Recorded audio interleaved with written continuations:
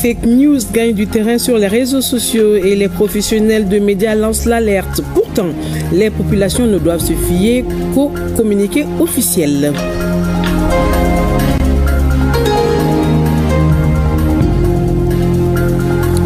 En troisième région, rentrée scolaire 2025-2026, les autorités locales et leurs partenaires au développement sont déterminés à offrir aux apprenants de meilleures conditions d'apprentissage.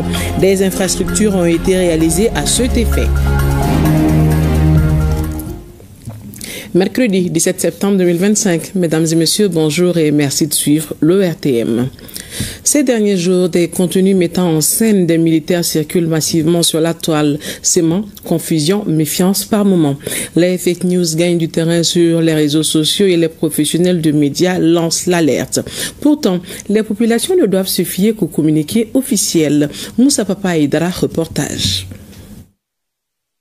Des images de militaires maliens transportant des dépouilles, des messages alarmants, des vidéos truquées, des déclarations sorties de leur contexte sont virales sur les réseaux sociaux depuis un certain temps.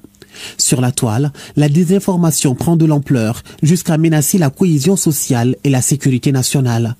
La guerre prend une autre forme en ligne et cela semble inquiéter les professionnels de médias.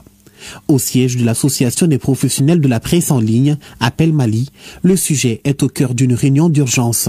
Les conséquences sont vraiment graves parce que la désinformation, d'abord, ça accentue les conflits sociaux. La désinformation contribue à créer la perte entre les citoyens et les gouvernants. Et également, surtout, le contexte malien, nous sommes dans la crise. Avec cette désinformation, nous allons contribuer à donner plus de visibilité à l'ennemi, à des gens qui sont contre le Mali, et puis également ternir même l'image de nos dirigeants à travers la désinformation. En un clic, on se livre aujourd'hui aux nouvelles intox. Des informations fabriquées, manipulées de toutes pièces, souvent pour diviser, parfois pour s'aimer la panique. Pourtant, avec un peu de recul, il est facile de dissocier le vrai du faux. Quand vous venez sur Google, il y a la barre de recherche ici, et puis on a l'icône appareil photo. Vous cliquez sur l'appareil photo, ça vous demande de charger la photo.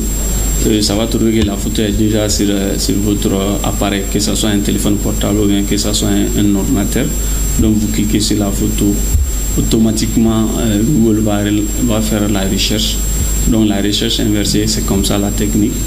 On va vous donner des sources où vous allez voir il y a la photo. Par exemple, voici plusieurs sources où on a utilisé la photo. Il y a de cela 7 ans. Donc quand on présente une photo pour dire que voici une photo d'une attaque récente contre l'armée malienne. Et si tu cliques par exemple sur le site qui envoie vers la photo, généralement les sites séries font ce qu'on appelle les légendes. Par exemple, voici Getty Images. Donc voici la photo. Donc cet article-là date du 30 mars 2018 avec la photo. En plus des fake news, plusieurs médias classiques sont à la recherche du buzz et du sensationnel. Avoir la primeur de l'information semble être ce qui compte pour beaucoup, mais destructrice pour la nation. Les auteurs de ces malinformations, généralement, c'est des gens qui monétisent leurs pages. Ils font exprès pour créer les sensationnels, pour créer le buzz, en fait d'augmenter leur audience, parce que derrière ça, ils veulent avoir de l'argent.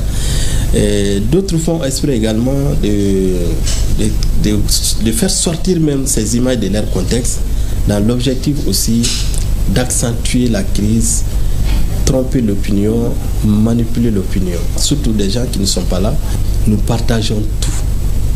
Que ça soit bon ou mauvais, nous partageons. Mais on ne sait pas qu'en partageant, on va contribuer à donner plus de visibilité aux actes de l'ennemi. Mais aujourd'hui, le bon sens doit guider tous les internautes dès les premières vues de voir une publication ou bien des images, surtout avec l'intelligence artificielle. Il faut avoir les doutes et faire le fact-checking manuel. Il s'agit de voir même les commentaires. Tu trouveras que sur 10 commentaires, au moins un commentaire peut les orienter en disant que c'est une fausse information ou bien c'est une image générée par l'intelligence artificielle. Dans le contexte actuel, les professionnels doivent s'en tenir quand même à toutes les informations qui viennent de l'état-major. Toute information qui n'a pas une source sécuritaire fiable doivent au moins être censurées. Simplement revenir au BAB de la profession. Il y a des organes de presse qui ont été légalement créés au Mali. Il faut que tout le monde travaille avec ces organes de presse. Ça va nous aider de sortir de ce champ informationnel. Personne ne sait plus ce qui est vrai, ce qui est faux. Et c'est dangereux pour un pays. C'est extrêmement dangereux pour un pays, les fake news. Parce que les fake news sapent le moral des citoyens. Les fake news sapent la mobilisation populaire dans un pays. Les fake news ne donnent pas les éléments réels aux administrateurs pour bien gouverner un pays. Et c'est ça le danger. Le phénomène est massif et il touche toutes les sphères. Politique, sécurité, santé et religion. Personne n'est à l'abri. Mais en ce qui concerne les informations sur les militaires, la seule source d'informations fiable et vérifiable est celle du gouvernement. Fiez-vous uniquement à ces communiqués officiels que vous pouvez retrouver sur les sites web et les pages certifiées des réseaux du Sigma, de l'ORTM, de la DIRPA et de l'Essor. Sur un autre plan, l'École nationale d'administration a abrité le 13 septembre 2025 la première édition du Café des Énarques. Les nouveaux défis de l'administration publique malienne, c'est le thème retenu pour cette assemblée. La dite rencontre se voulait un cadre d'échange et de réflexion entre les membres de l'amicale des anciens élèves fonctionnaires de l'ENA. Mariam Koulibaly pour le compte rendu. Cette rencontre hautement stratégique a offert à l'amicale des anciens élèves fonctionnaires de l'ENA l'occasion d'aborder les défis de l'administration publique. Des panels et du réseautage ont constitué les activités phares de cette assemblée qui envisage de faire des propositions concrètes. Nous avons jugé nécessaire de mener des réflexions sur certains thèmes, notamment les défis de l'administration économique et financière à l'ère de la digitalisation, et aussi les défis de la diplomatie dans le contexte sécuritaire et puis le renforcement de la souveraineté de notre État. Le bon fonctionnement de l'administration publique est une cause commune. Fort de ce constat, l'amicale des anciens élèves fonctionnaires de l'École nationale d'administration du Mali ne reste nullement en marge face aux enjeux socio-économiques, diplomatiques et bien d'autres. Au terme des échanges, des recommandations pertinentes seront adressées aux autorités de la transition afin d'améliorer les services publics. Nous faisons face à de multiples défis. Je veux parler de notre pays et la diplomatie joue un rôle central pour vraiment apporter des solutions pour relever ces défis. Et je crois que l'idée qui a été développée par l'amicale, c'est vraiment de mettre en synergie tous les efforts liés à l'administration malienne. Nous attendons faire un document de plaidoyer à l'attention de nos plus hautes autorités avec des propositions pertinentes. Parce que l'amicale, c'est une association. Nous voulons être une association au service de l'État. Cette assemblée générale s'inscrit dans le cadre de l'exécution du plan d'action de l'amicale. Après 6 ans d'existence, cette organisation entend jouer pleinement son rôle pour garantir l'efficience et l'efficacité de l'administration publique. L'amicale des anciens élèves fonctionnaires de l'École nationale d'administration du Mali vise à fédérer ses membres autour d'un idéal commun et à pérenniser cette action constructive. 50 femmes issues du milieu professionnel et universitaire ont pris part à un atelier de sensibilisation organisé par le RIPOD, Réseau islamique Population et Développement.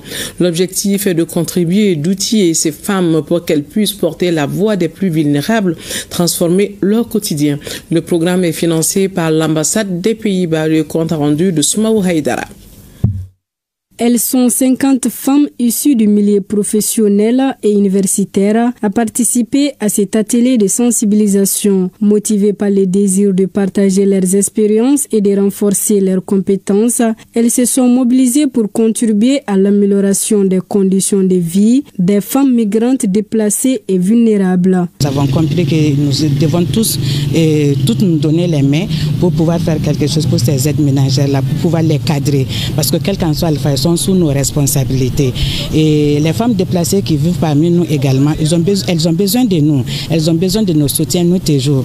Organisé par le réseau islamique Population et Développement RIPOD, cet atelier s'inscrit dans le cadre du projet Horizon d'Espoir. Il est financé par l'ambassade des Pays-Bas et porté par un consortium d'organisations dont le groupe Pivot Santé Population. Le sujet, c'est le VBG, c'est violence basée sur les genres, la santé de la reproduction, espacement des naissances, troisièmement, les petits travaux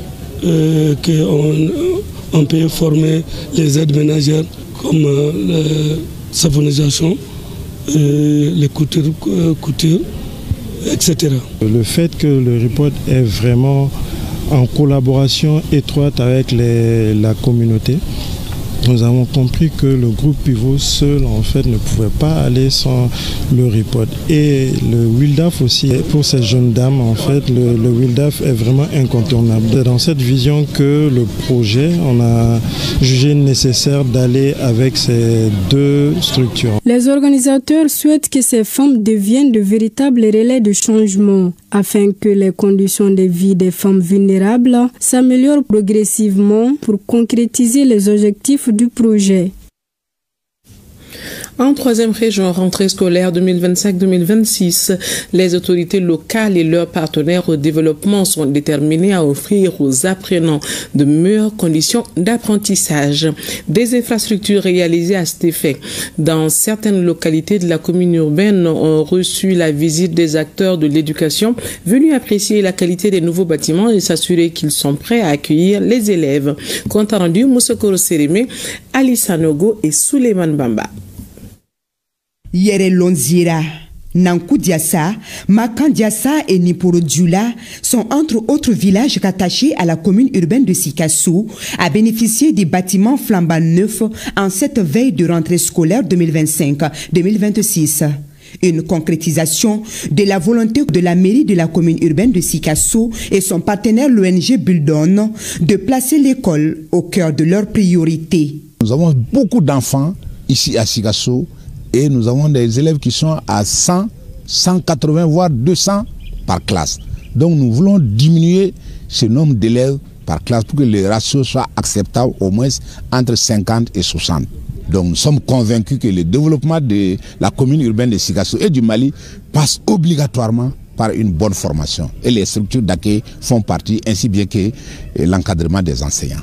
Nous sommes si fiers et reconnaissants de recevoir ce beau cadre d'apprentissage sécurisé pour nos enfants qui étudiaient dans des conditions difficiles. Ce sont au total 21 salles de classe et 54 blocs latrines réalisés dans une parfaite synergie entre l'ONG Buldon pour près de 20 millions de francs CFA, la mairie et les communautés locales. C'est eux qui apportent le sable et le gravier, c'est eux qui font la main-d'œuvre locale, qui aident les maçons et les ouvriers à construire les salles de classe. Nous sommes une ONG, nous aidons la communauté à construire des salles de classe, l'alphabétisation ainsi que la récupération des enfants hors école. Cette visite de terrain a également concerné les écoles fondamentales Mankouranissé et Salia Traoré dans la ville de Sikasso, où 6 nouvelles salles de classe ont été réalisées par le comité de gestion scolaire en partenariat avec la mairie. Des infrastructures qui ont un impact direct sur la pédagogie et la qualité de l'enseignement. Elles vont contribuer non seulement à l'augmentation du taux de scolarisation, mais aussi à l'amélioration des rendements scolaires, ce qui va nous donner une bonne qualité, n'est-ce pas, de l'éducation de nos enfants. C'est l'occasion vraiment de le remercier très sincèrement pour tout ce qu'il a à faire pour les élèves du cercle de Sikasso. Et remercier les autres partenaires également qui ont contribué également, parce que la mairie principalement, et l'engagement surtout des populations. Cette année, je sais que la rentrée serait très très bonne. S'agissant de l'école Mankouranissé en état de dégradation avancée, le partenaire UNICEF est formel. De nouveaux bâtiments sortiront bientôt de terre au grand bonheur des enfants et de leurs parents. L'actualité reste à Sikasso avec 137 directeurs et enseignants qui bouclent une formation de 5 jours sur le nouveau programme du curriculum des Médersa, école franco-arabe.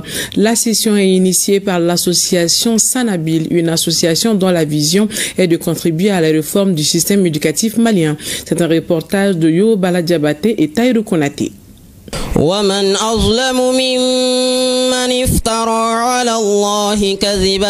Ils sont au total 137 directeurs et enseignants des Médersa à prendre part à 5 jours de formation sur le nouveau curriculum des Médersa et école franco-arabe. La session est initiée par l'association Sanabil, dont la vision est de contribuer à la réforme du système éducatif malien. Nous avons initié cette session dans le but de se conformer au nouveau programme. Ce programme permettra aux enseignants de mieux dispenser les cours aux apprenants. C'est une très bonne initiative, le fait d'organiser une formation pour renforcer la capacité des enseignants et aussi les directeurs d'école. Cela est une bonne chose. Ça permettra vraiment aux enseignants de maîtriser les nouveaux curriculums et vraiment de l'enseigner comme il faut normalement. L'objectif principal de la formation est de permettre aux directeurs et maîtres des Médersa de maîtriser l'utilisation du nouveau programme afin d'améliorer la qualité de l'enseignement bilingue et de répondre aux besoins éducatifs des apprenants dans un contexte en pleine évolution. On avait beaucoup de difficultés dans l'utilisation de ce programme. Mais à travers leur courage et leur dévouement, on a compris le programme. Et notre souhait est que vraiment cette formation continue effectivement dans Sikasso. Vraiment, c'est le vœu de tout le monde.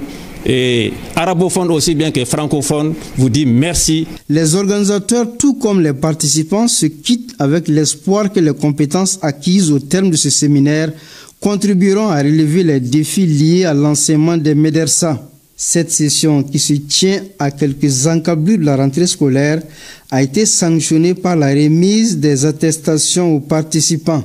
Auparavant, l'hymne national du Mali avait été entonné en arabe. La cérémonie s'est achevée par la bénédiction. CAI, lancement officiel lundi 15 septembre 2025 dans la cité des Rails, la campagne de formation des présidents et secrétaires généraux des 65 communes de la région de CAI sur les statuts et règlements du Conseil national de la jeunesse du Mali. La cérémonie était présidée par le conseiller à la sécurité, à la protection civile du gouverneur de la région de CAI. Le compte rendu de Kabadjara. Cette campagne de formation des présidents et secrétaires généraux des 10 cercles de la région de CAI a été lancée ce lundi 15 septembre 2025. Elle est en parfaite conformité avec les orientations des plus hautes autorités de la transition sous le leadership de son Excellence le général d'armée Assimi Goïta, président de la transition, chef de l'État. Le thème de la rencontre est les statuts et règlements intérieurs du Conseil national de la jeunesse, CNJ, pour une jeunesse citoyenne et engagée pour la défense de la patrie. Après la formation initiée par les autorités au niveau de Bamako, et nous on a nourri à travers cette formation les idées pour déconcentrer au niveau du district de la région de CAI, vont bénéficier ces 3 jours de formation qui va parler du statut et le règlement, la paix et la cohésion sociale et surtout le patriotisme. Nous osons espérer qu'à la sortie de cette session de formation, ils vont avoir le minimum de connaissances sur leurs responsabilités qui les permettront d'atteindre les objectifs qui les sont assignés. Ce nouveau statut et règlement intérieur du CNJ vient à point nommé. Le Conseil national de la jeunesse du Mali est le mécanisme fédérateur de l'ensemble de la jeunesse du Mali, représentant ainsi un levier important dans la dynamique de refondation engagée par le gouvernement du Mali à travers l'engagement du Premier ministre, ministre de l'administration territoriale et de la décentralisation, le général de division Abdoulaye Maïga, sous les directives duquel le Conseil national de la jeunesse du Mali s'est doté d'un nouveau statut et règlement intérieur décennal qu'il faut mettre les jeunes au parfum avec la dynamique d'engagement citoyen aux côtés de la mère patrie. Rappelons qu'après ce lancement, le Conseil régional de la jeunesse prévoit d'autres formations dans 65 communes de la région des Cayes. La nouvelle présidente de l'Association des Maliens de Washington, Amawa, a été investie samedi dernier. Elle se nomme Odi Aminata Tiaman Koulibaly et occupera ce poste pour un mandat de 2 ans renouvelable. Au cours de la cérémonie d'investiture qui a réuni l'ensemble de la communauté malienne de Washington DC, elle a reçu le drapeau national du Mali avant de s'engager à réunir tous les Maliens de cette ville autour de l'essentiel. Les commentaires de Aminata Brahima Ouedraogo. Voici les nouveaux visages de la présidente de l'Association des Maliens de Washington DC, Amawa. Il s'agit de Odi Aminata Tiaman Koulibaly, figure éminente de la communauté malienne de cette ville. Élu le 29 juin 2025, ce poste sera le sien pour les 2 prochaines années. Si je suis là aujourd'hui, c'est parce qu'il y a déjà une base qui a été mise pour moi. Donc tout ce que je suis là pour faire, c'est de continuer le travail qui a été commencé. Pour servir une communauté, on a besoin de la communauté et du support de la communauté. Donc j'invite tout le monde à ne pas juger, à suivre maintenant ce qui se passe et à supporter pour voir la fin de ce qui se passe. Ce mandat est dédié à la jeunesse, comme le reflète la composition du bureau, majoritairement jeune. Une première dans l'histoire depuis la création de Amawa il y a 34 ans. Donc, Mme Modi pour que vraiment nous soyons intégrés, parce qu'il y a un bureau là. Donc, Mme Modi, c'est pourquoi je suis là aujourd'hui, vraiment. Parce que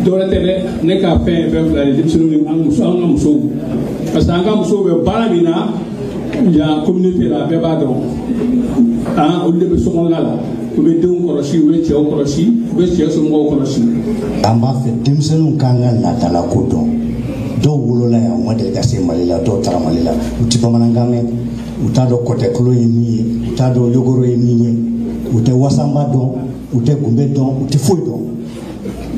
donc ni demsanu wele kana amani somo fene ko ka demsanu ko topoto mimbe ke jamana kono kan deme abara fenana. Suite à cette investiture, la communauté malienne de Washington DC prévoit des actions concrètes. D'ores et déjà, des activités éducatives et culturelles sont programmées pour entamer ces nouveaux mandats. Entre autres, le programme d'alphabétisation des jeunes et la célébration de la fête de l'indépendance. C'est la fin de ce journal. Merci de l'avoir suivi. À demain. Plaise à Dieu.